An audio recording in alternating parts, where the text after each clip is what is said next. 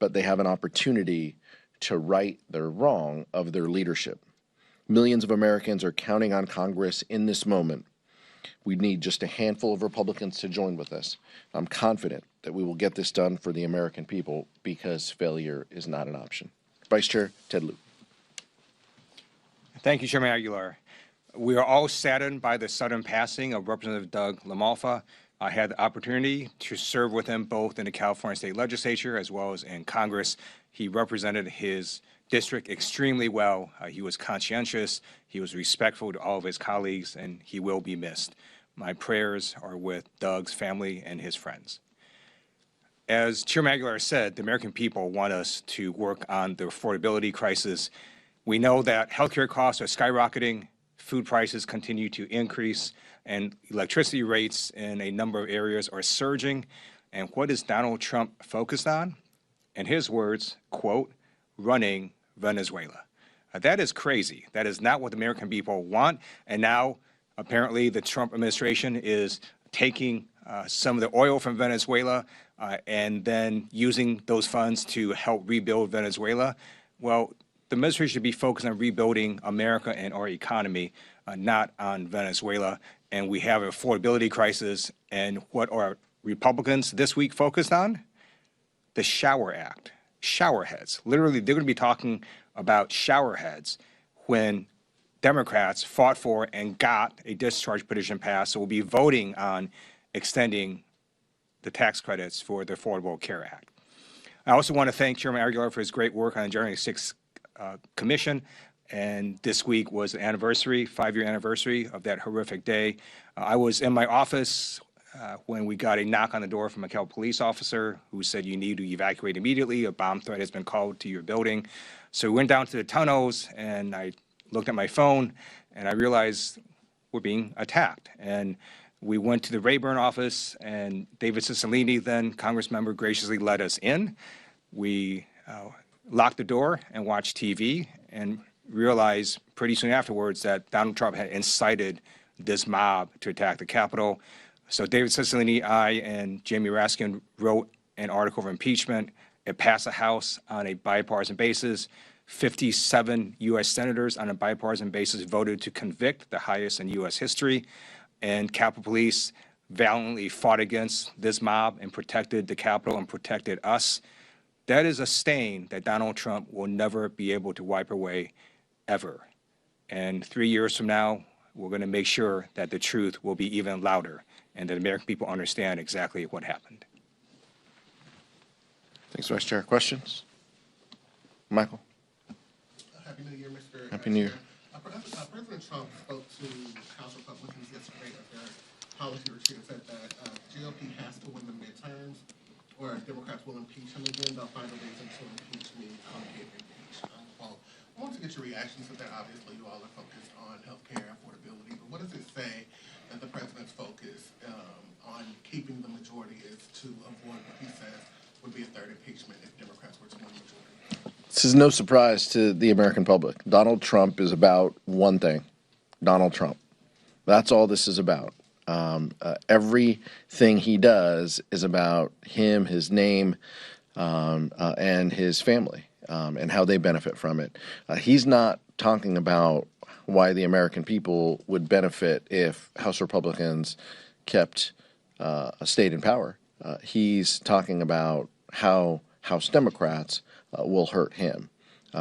We don't care. We're going to continue to offer oversight and accountability to him and to anyone who serves in that office, because we are the United States House of Representatives, and House Democrats, House Republicans have been unwilling and unable to offer that level of oversight to date. And so we're going to have to do it. The American public might have to wait a year to see that, but we're willing to do that if we're privileged enough to be in the majority. But it says a lot about, Donald Trump. He's not concerned about the costs that people face. He's not concerned about specific policies. It's just about consolidating power and how this affects him. We're not concerned about We're not concerned about that. We're going to continue to focus on how we help people, how we have limited opportunities, make the best, as the vice chair said, make the best of where we are right now.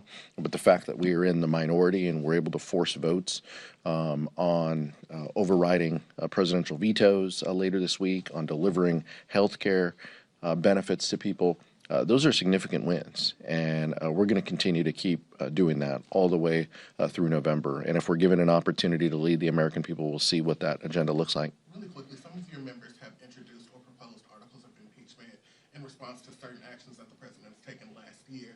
Do you think if that occurs later on in the year that will muddle the message that you just gave? It's not something that the leadership team is focused on.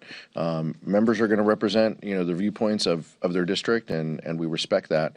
But that's not where our focus is. Our focus is on providing support to the American people, lowering the costs that they face, and if we are in a position and given an opportunity to lead, we'll show the American public exactly what that looks like. That's our focus, and anybody who gets in the way, including Donald Trump and Russ Vought and the administration, will be on the end of that accountability and oversight.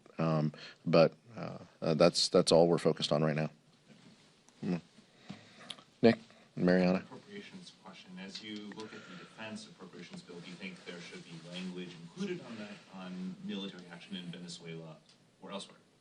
I think there should be opportunities for amendments and input on Venezuela, on Greenland, on Cuba, on the Western Hemisphere countries that the president keeps talking about. I think that should be part of the discussion. Those should be given amendment votes. But this is one of the most closed Congresses I think that we've ever seen. This House, they don't believe in open rules. They don't believe in amendment debates and discussions. So I'd be shocked if we get that. But I think that's an opportunity that we should consider. But I think more broadly, the American people are asking tough questions. Are American service members going to be in harm's way? Is Venezuela the only regime change that is on the mind of the president? These are all good questions, and it's on us to ask these, even when Republican leadership won't. As you just saw in the briefing, they continually want to peddle the theories of the administration when the American people are just asking reasonable questions, and I think it's on us to deliver some answers. Mariana. I wanted to follow up to Michael's question.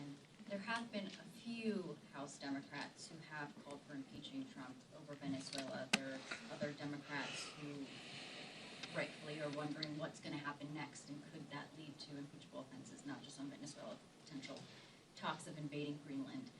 I know you just said that that's not the conversation or the position right now of House Democratic leaders, but could you all reach a point where those calls become louder, and how would leadership manage that potentially? Because we've seen impeachment votes happen, and they do take up time, away from your message and the goal of trying to win back the majority. Would it be seen as a waste of time? This is a lawless president who doesn't believe in norms or rules, and so it would not surprise any of us if he continued down a path that should lead to repercussions. But the end of the day, right now, House Republicans and Senate Republicans are not going to offer that oversight and accountability to the executive. And so we need to live in the reality that we are in. We need to speak to the issues that the American public cares about, which is, in this realm, we can ask tough questions and we should demand answers from the administration. But there are limited tools that we have here. I know that that's not popular among everyone, but that's the reality of the situation. Now, when we are in the majority, we will continue to ask tough questions, and we will have more tools to use. But in the meantime, we should be focused on what the American people want to see, what questions we have of the administration, how we can deliver for the American people on discharge petitions and veto overrides and the limited opportunities that we may have, while setting the groundwork for an affirmative agenda that we should stand for as Democrats, and robust accountability and oversight to the Trump administration when we're given an opportunity to lead. Okay.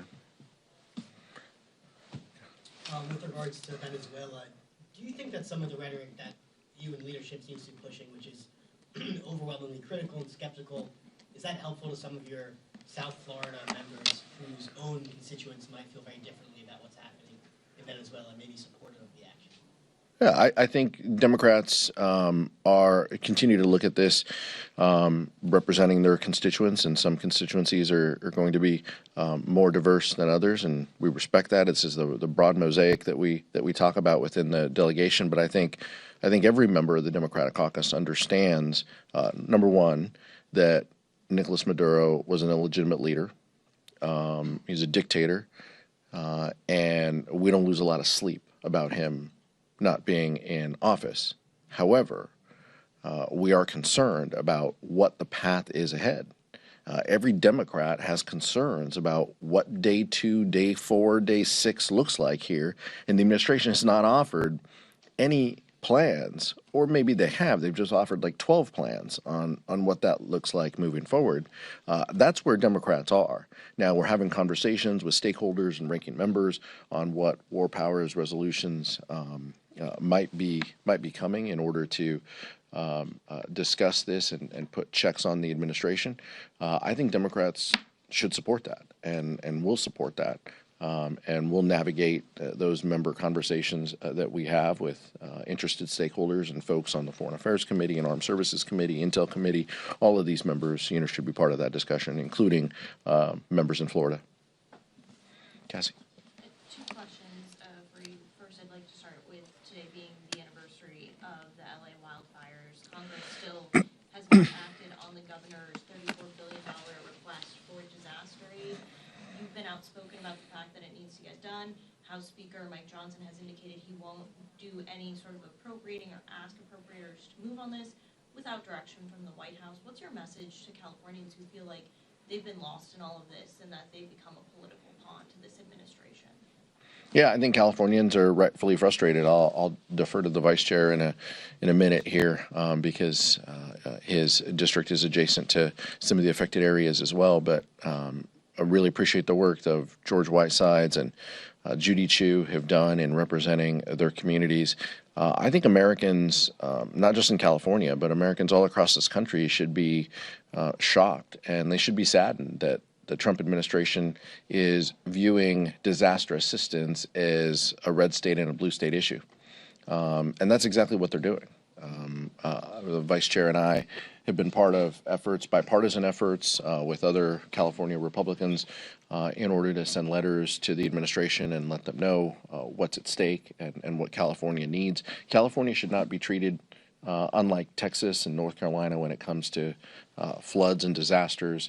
We're one country, and that's how we should be treated. This president doesn't believe in that.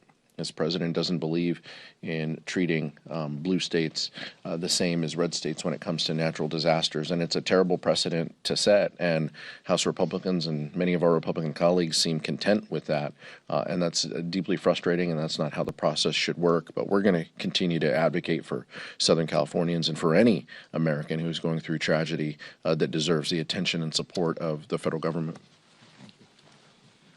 Last term, Chairman Aguilar and I voted for disaster aid for red and purple states like Oklahoma, North Carolina, and we didn't ask, should we vote for this because it's going to red and purple states? We voted for it because we're Americans, and this aid was helping Americans. I've never seen any administration until the Trump administration simply decide to help Americans based on what state they happen to live in. And if you're even going to take that approach, I just note that Southern California has more Republicans than a number of red states. And so Trump is actually hurting Republicans in Southern California who were affected by the wildfire disasters. I was at the meeting when Donald Trump came and visited the affected sites. He lied. He basically said he was going to help the people there, and he has not yet done so. He straight up just lied to the people in that meeting. He lied on camera. He lied to the American people. And I asked him to stop lying and to provide disaster aid to any state that America has been doing since we become a country. And then can I just follow up and ask about your reaction to his threats to investigate California for fraud following this Minnesota investigation that was happening? There is no evidence that California had the same kind of actions that occurred in Minnesota. We should all be against fraud, and I urge every governor of every state, whether it's red or blue or purple, to take action to make sure that there's no fraud. Thank you.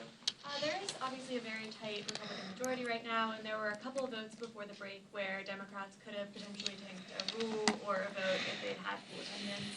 I'm just curious if you're doing anything this year to try to improve attendance, or if that's something that you're talking to your caucus about as well. We'll have strong attendance this week. We have some incredibly important votes. When we have important votes that affect the American public, we expect members to be here. We expect members to be here on time. We've stressed to members, including this morning, the importance of showing up on time, and a 15-minute vote means 15 minutes. I know sometimes that takes a little longer, but we should all adjust our calendars and be here on time. We don't want to lose the opportunity to deliver help to the American public because Republicans are sitting in the chair and they're quick to the gavel. So we're going to make sure that our members understand that, and each and every step of the way, we want to ensure that when we have legislation that matters to the American public, that we're here and we're present. And I'm confident that under Whip Clark's leadership and Leader Jeffries, that our members get that and understand that. Thank you, Mr. Chair. If a deal over healthcare subsidies is not reached by the end of January, would you support another government shutdown? No, Democrats aren't focused on a government shutdown. Republicans shut the government down, the longest shutdown in American history, over 40 days. And I think you saw even Kevin McCarthy, acknowledge that Democrats probably won the shutdown. This wasn't about winning or losing. I don't lose a lot of sleep over what Kevin McCarthy says about what happens in these chambers, but this was about delivering for the American public and letting the American public know that we understand and we see you, that this healthcare crisis is real for you, and we're gonna fight to deliver benefits and help.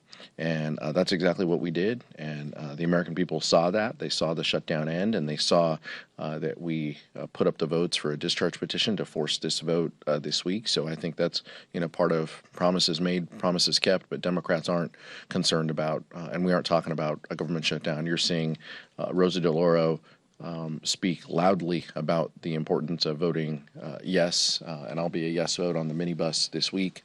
And as long as there are collaborative talks between Democrats and Republicans, we want to pass 12 bills. It's up to Republicans, and a lot of Republicans in the Senate have concerns about meeting bipartisan numbers that can get there. You're seeing a revolt in the Rules Committee and from members on the Republican side over these bills, right now. So I think the concern right now is for our Republican colleagues. Do they want to shut down? Because everything they're doing is acting as if they want to shut down and potentially voting against their leadership-supported appropriations bills. Right before the break in December, the DNC announced that it wouldn't be releasing its autopsy report of 2024. Are you concerned about that decision? Do you think that potentially that report could help Democrats win in 26, potentially in 2028? And do you think it's a mistake not to release that report? I'll leave that up to the DNC and the political folks. That's nothing that we concern ourselves with when we're wearing this hat under the dome. Look, my general belief is more information is always better. And having an opportunity to look in the rearview mirror, helps you moving forward. That said, we're focused on an agenda for the American people in 2026 and winning the election in November 2026 so we can lead and deliver real help to people who need it. And we want to make sure that in 52 weeks, 51 weeks, that we have a new speaker and new leadership here in the House. Last question. Apologies if you talked about this before, but can we get your quick take on the Greenland conversation? The House GOP leaders were just here kind of minimizing what the White House has said, but the White House has said the military is always an option in their plans to acquire Greenland. Yeah, it's just completely unhinged what Stephen Miller is allowed to say, but they're saying the quiet part out loud, right? They're threatening a NATO ally in Greenland and Denmark, and I think it's deeply frustrating to us. As much as Speaker Johnson and Republicans want to say that that's not true, that's exactly what the president is saying. That's exactly what his administration is saying. They're leaving the door open to further military action and further regime change in Cuba and Greenland and in other countries in the Western Hemisphere. And so I think the American public is paying attention and should be deeply concerned about what they're hearing out of the White House. Sure. I served on active duty in the military for 4 years and then additional 21 years in the reserves. I was a JAG. There is absolutely no legal justification whatsoever to use military force against a NATO ally, against Greenland. And if any military member, including the generals on down to enlisted members, if any of them participate in the use of military force against Greenland without congressional authorization, they are following illegal orders. That's simply a fact. Last one. Yeah, on the Jeffrey's discharge petition, given that the Senate has defeated a 3-year extension, have you heard any firm evidence of any progress toward a compromise bill on ACA extension? Well, the Senate did defeat a 3-year bill, but it did have bipartisan support, just like we anticipate, our 3-year bill will have bipartisan support. Our obligation, our job is to move this off of the House floor.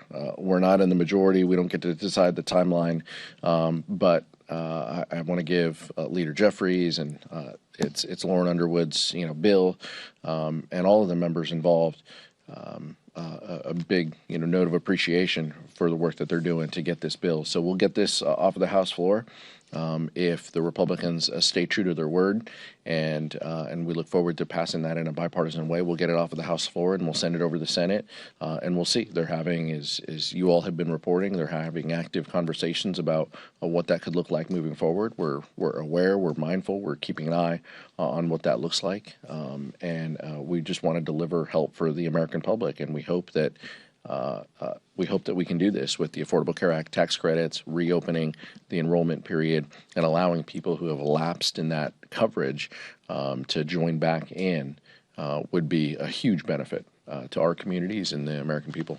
Thank you.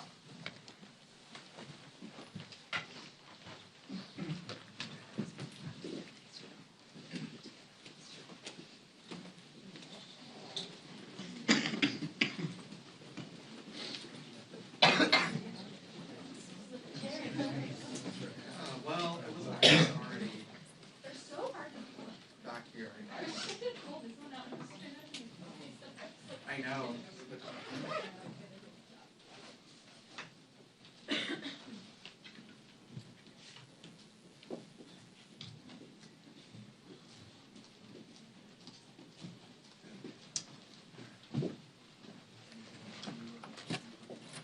Is there somewhere I should put this? I can take care of it.